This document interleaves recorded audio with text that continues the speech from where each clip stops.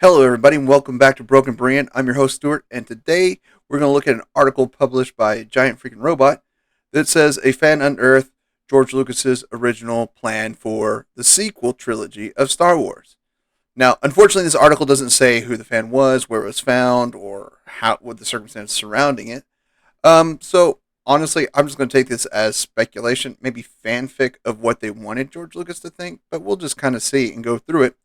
And I kind of I like the idea. I think the idea, if it true, would have been better than what we got, just because it was more fueled by George Lucas than in other creators. That's just my thoughts on it. But let's kind of take a look, just what the plan was. Basically, Lucas was inspired by the Iraq War while he was writing this, I guess, at the time, and focusing on the power vacuum left by the fall of the Empire and how a lot of villainy and would fill that void in this just broken down era of lawlessness, filled with, bounty hunters and gangsters and stuff like, like Jabba the Hutt and things like that. So that seems pretty cool. He also mentioned that Maul would make a return as an elderly character, but would be helped by his daughter, Darth Talon, who's basically running a crime syndicate of getting bounty hunters in and out of areas and things like that, trafficking things like that, rise to power not only as a Sith, but as basically a crime boss. So that's an interesting take. And it's all kind of, he basically spelled out what we all kind of wanted, right? Luke to rebuild the new Jedi Order like he did in the books and the expanded universe, and Leia to basically start being instrumental in building up the Republic again and eventually becoming Supreme Chancellor.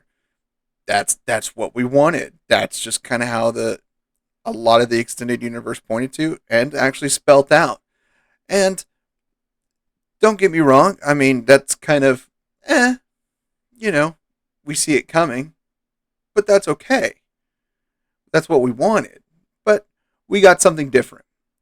Now, there's a lot of haters and there's a lot of lovers of the sequel trilogy. I'm more of I found it interesting but forgettable. I didn't absolutely hate it, but there are some big plot holes and gaping questions that still kind of wrestle with me today. But hey, anyways, I'm not really here to discuss that. I'm just here to discuss the possible outline that George Lucas may have had for the sequel trilogy. I think it's kind of cool. I think I would like to see it. I mean, I would like to see it redone, but honestly, we're not going to see it. I think it's just a cool insight to look in how possibly, because nothing's substantiated on the source of this outline, that George Lucas' idea for the sequels was still good. I still think his prequel stuff is not that bad, but the Metachlorian thing was terrible. It should never have been added. Uh, that's the one thing if you took that out of the prequels, I probably think they're amazing. That just it just ruined it for me. That's my personal opinion. What's yours? I don't care if you love them or hate them. The prequels and the sequels, we have what we have. So I am going to sign off with one thing about this that I truly, truly love, and that is George was still thinking about his franchise when he's no longer in the director's chair. He still loved his franchise enough to keep thinking about it and growing it in his own mind as other creators expanded upon his work. Star Wars will always be George Lucas, and George Lucas will always be Star Wars. So, until next time, I love you all, and there's nothing you can do about it.